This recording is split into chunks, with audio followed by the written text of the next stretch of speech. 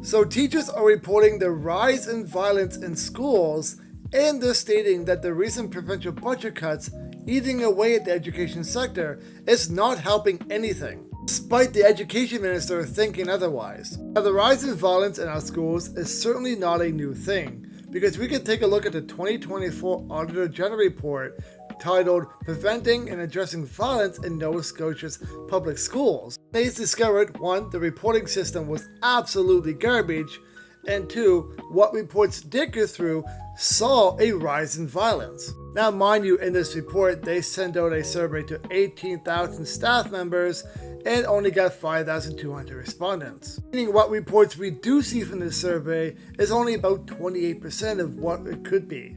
Those who did respond highlighted key issues such as lack of enforcement of consequences by school admins, not enough support for students who have special needs, teachers no longer monitoring hallways, the sheer number of students within the school versus teachers, race and human rights challenges, insufficient roles in schools to help educators manage behaviors, and a lack of support for students who have English as their second language.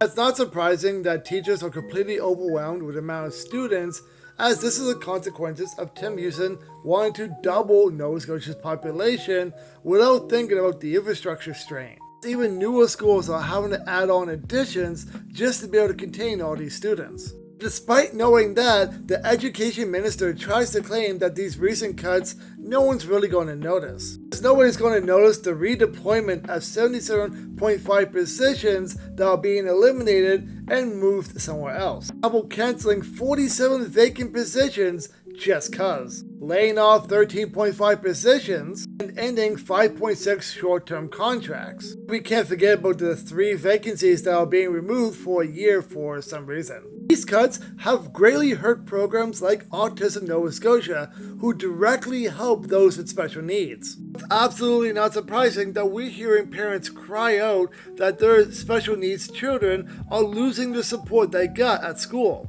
Of course, it's not just Autism Nova Scotia that are losing funding either, it's a number of programs. Teachers are doing their best with what little they can, but there's only so much they can do when you're flooding them with students, cutting their budget, and cutting their positions. Now, I can rant on and on about this, but I'm very curious to know, what are your thoughts about this in the comments down below?